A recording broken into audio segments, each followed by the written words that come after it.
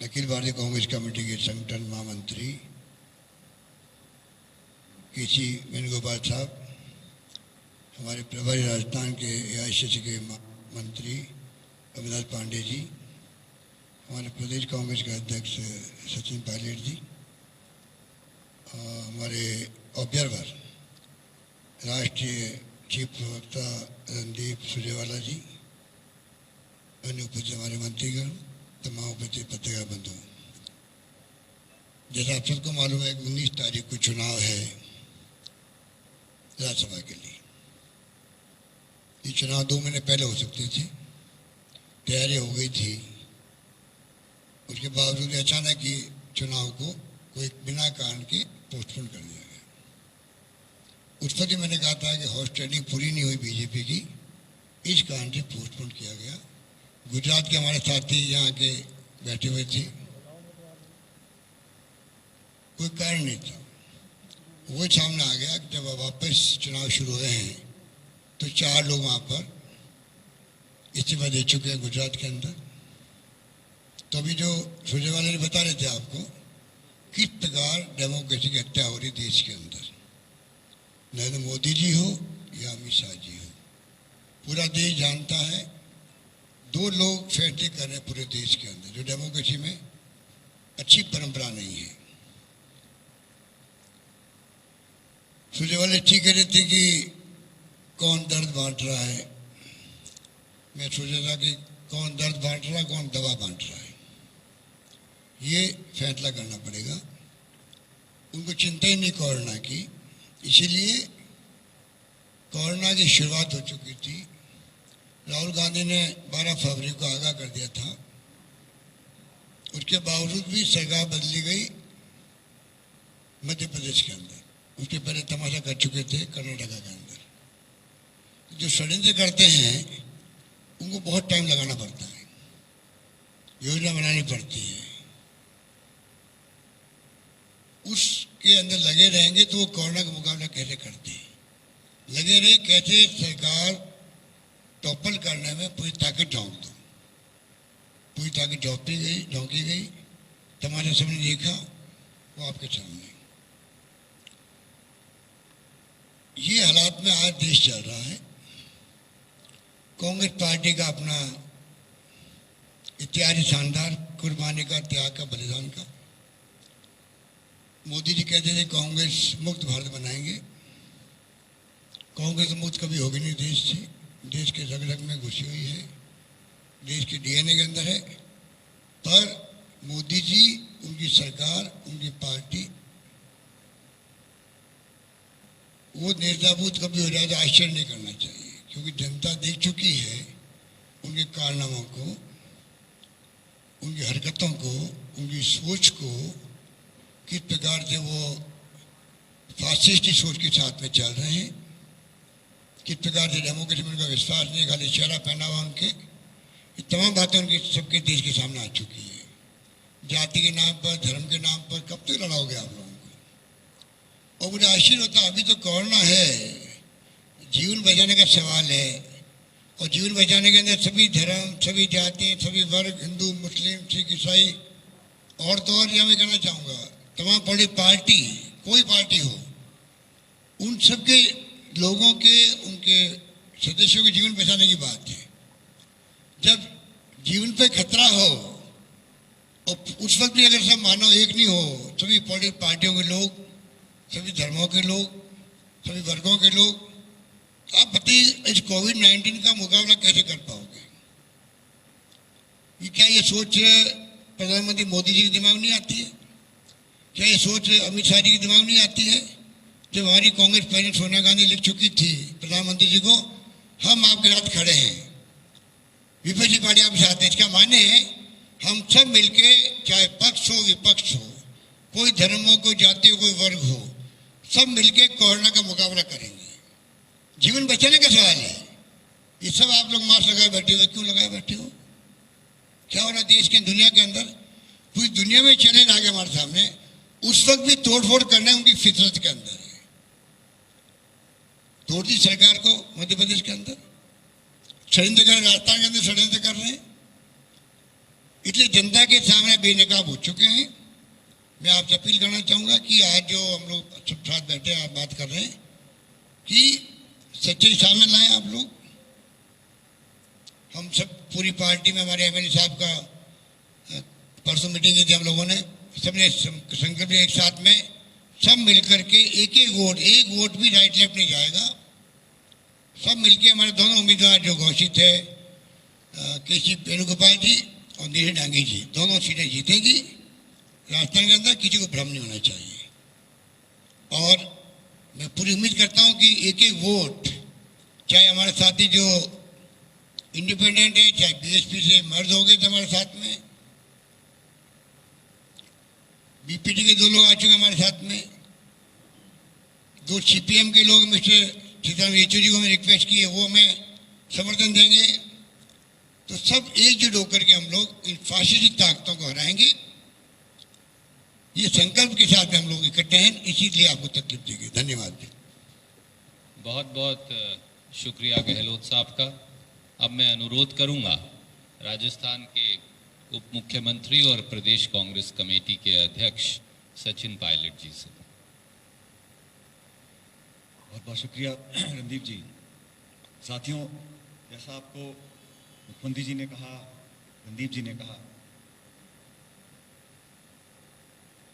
19 तारीख को राज्यसभा के चुनाव हैं, 3 सीट के इलेक्शंस हैं और 4 उम्मीदवार हैं। कांग्रेस पार्टी का स्वतः ही पूर्ण बहुमत है दोनों सीट कंफर्टेबली जीतने का, लेकिन आंकड़े दिखाते हैं कि हमारे को समर्थन करने वाले दल, निर्दलीय विधायक जो पिछले 1.5 साल से कांग्रेस पार्टी की सरकार को समर्थन कर रहे हैं, वो पूरी ताकत के साथ हमारे दोनों उम्मीदवारों के साथ खड़े हैं। राज्यसभा चुनावों के अंदर हमारे दोनों उम्मीदवार वेणुगोपाल जी और नीरज डांगी जी यहाँ से चुनाव जीतकर जाएंगे। इसमें किसी को किसी प्रकार की आशंका नहीं होनी चाहिए। मैंने कल भी इस बात को कहा, कोई भी अगर भ्रम फैलाने की कोशिश कर रहा है, भ्रमित करने की कोशिश कर रहा है, तो वो सिर्फ अपना टाइम ज़ाहिर कर रहा है।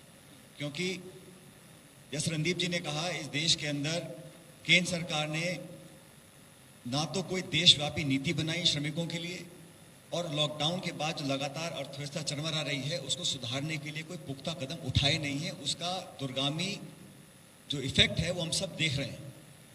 राजस्थान में हम लोगों ने मेहनत कर कर न सिर्फ श्रमिकों को, प्रवासियों को और ग्रामीण क्षेत्र के अंदर विशेष रूप से नरेगा के माध्यम से लोगों को मदद करी है। इस चुनौतीपूर्ण समय में किसी को बेवजह आकलन करने की ज़रूरत नहीं है, क्योंकि राज्यसभा के चुनाव पहले होने थे, लॉकडाउन हो गया, उसको पोस्टपोन किया गया।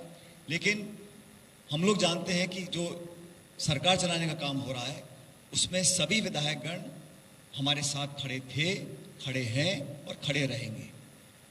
वेणुगोपाल जी और नीरज डांगी जी ने नामांकन भरा था कुछ समय पहले, और आज सभी साथियों से, और आप में से कुछ दोस्त पूछ रहे थे कि यहाँ क्यों बुलाया, वहाँ क्यों बैठे, कि हमारे दल के लोग हैं, कोरोना में 3 महीने आपस में मुलाकात नहीं हो पाई थी, तो खुले में, क्योंकि घरों में सोशल डिस्टेंसिंग मेंटेन नहीं हो पाती, इसलिए कल और आज यहाँ इस होटल में मीटिंग करने का हम लोगों ने मन बनाया और लगातार एक दूसरे से संपर्क करेंगे।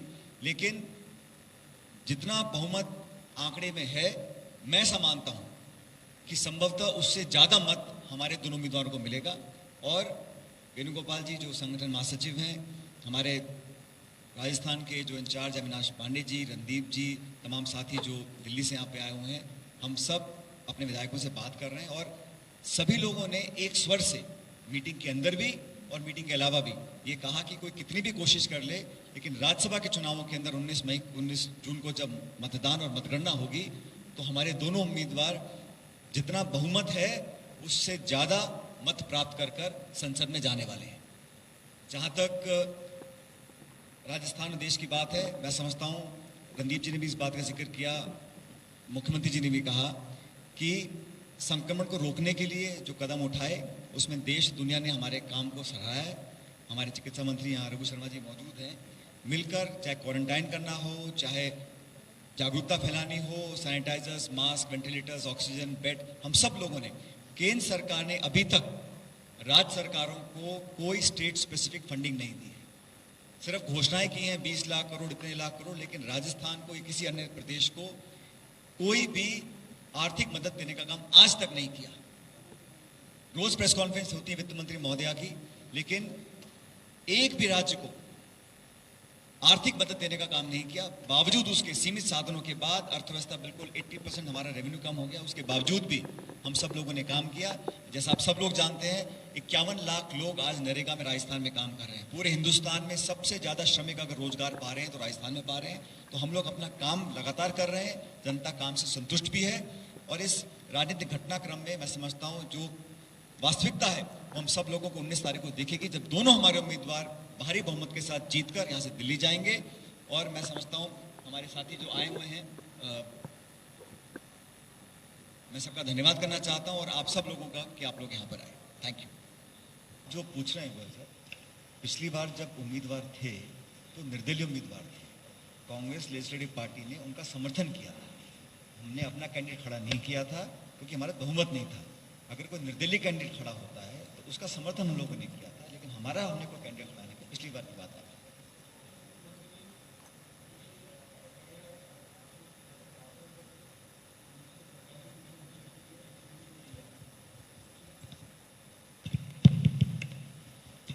मुख्यमंत्री जी, क्योंकि सरकारी मुख्य सचेतक ने एसीबी को प्रार्थना पत्र दिया है, जबकि अगर प्रार्थना पत्र देना होता है तो किसी इंडिविजुअल विधायक के माध्यम से दिया जाना चाहिए था।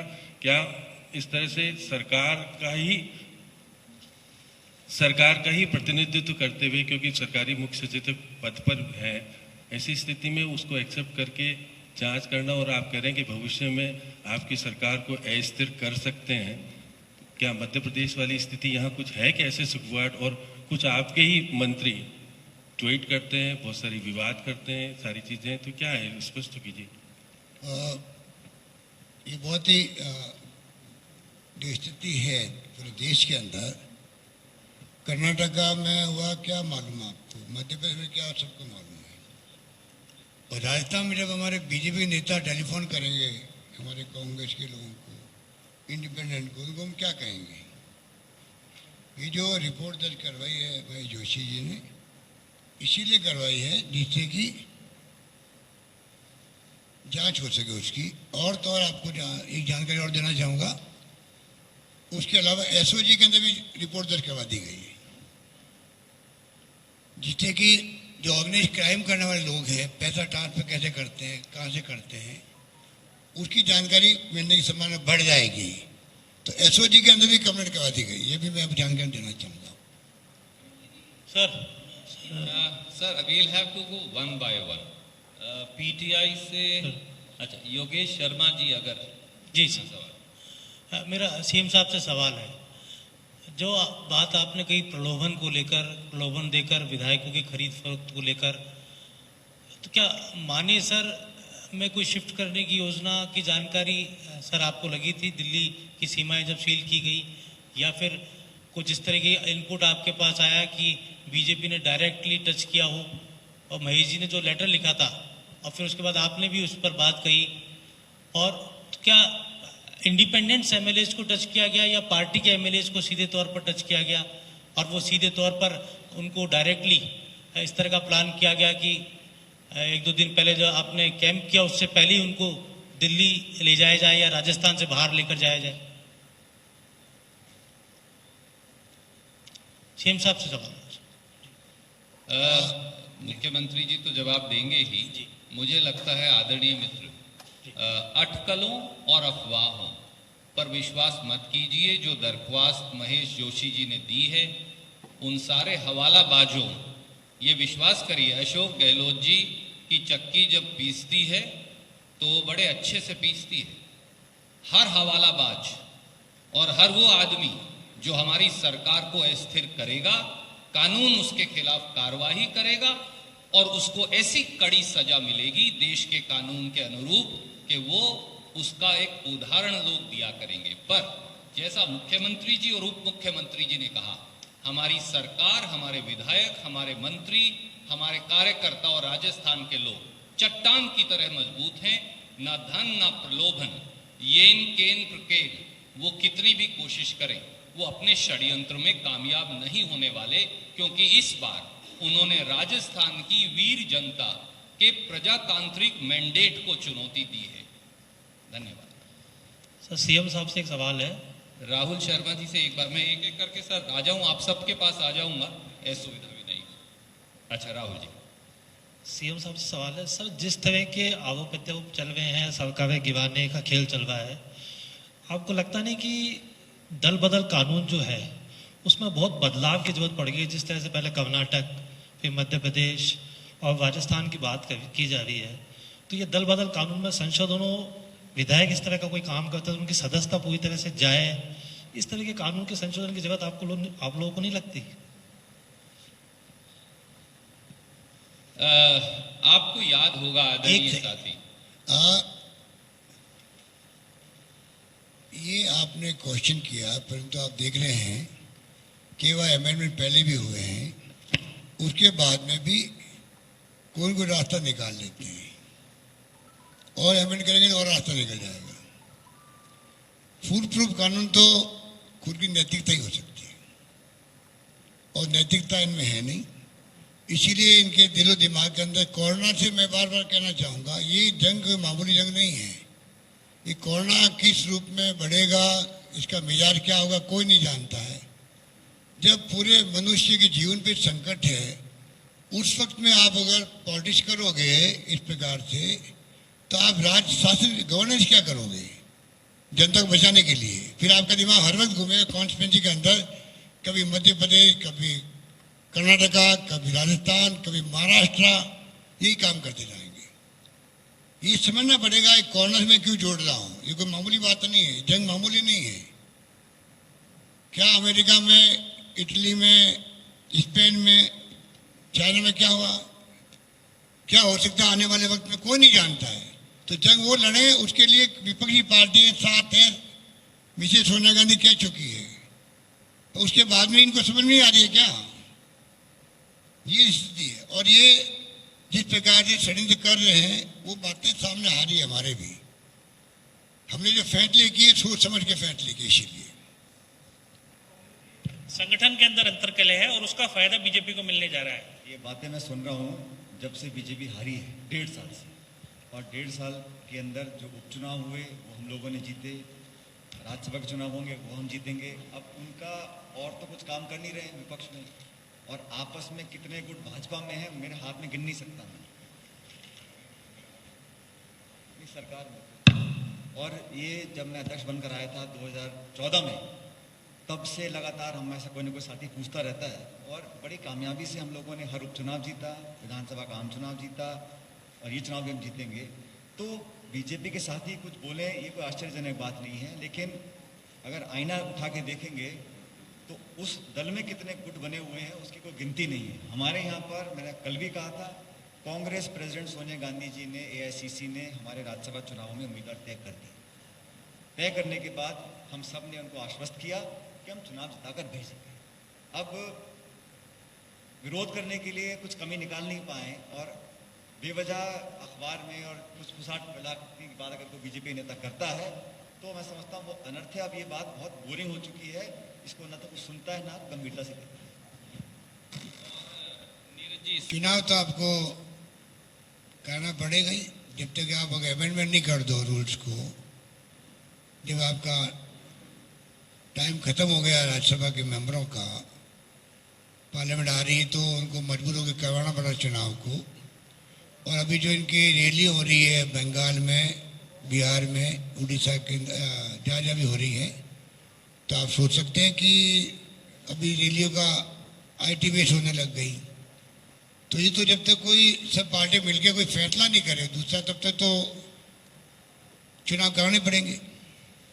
सवाल इसलिए उठ रहा है कि मुख्यमंत्री अशोक गहलोत कहते हैं कि कांग्रेस के विधायकों को खरीदने की कोशिश हो रही है, पैसे का प्रलोभन दिया जा रहा है।